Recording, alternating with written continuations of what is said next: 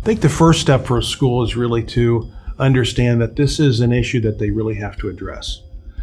That in some ways we're in a new time now where really these mental health problems and concerns about really emotional development are things that really at the forefront and things we need to address.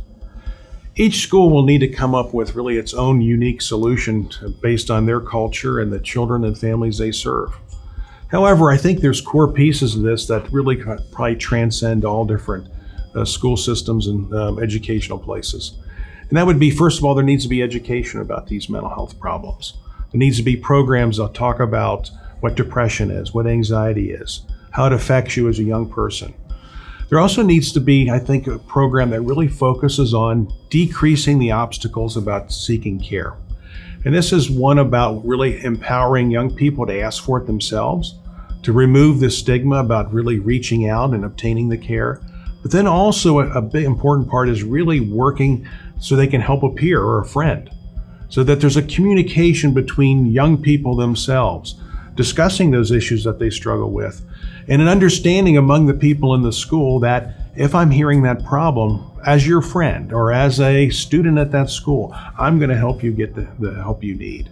And then I think the next component is really having access to care. And so in that, the system that we would really want to develop is once we identify the problem, we have a place easily accessible so that the problems can be addressed. And then I think overall, really overlapping all of this is really the culture of the school. And that is the culture of the school is one that facilitates people getting help, people identifying the needs that they have, and then working with the different types of programs that really help address the struggles or the difficulties young people have and help facilitating really the healing process. I think it's a culture change that needs to happen across the board at the school. The school and the parents and the community all need to come together, and they need to work to create an environment where that child feels safe and they feel protected. They feel there's compassion towards them, and the kids have compassion for each other and for themselves, that they know the resources, they're educated, they know what to do if they see something, and they're not afraid to take action. And I think that it's a whole culture change that has to happen. I think that we're in a situation now where schools are finding themselves in the situation where they have to take that role now.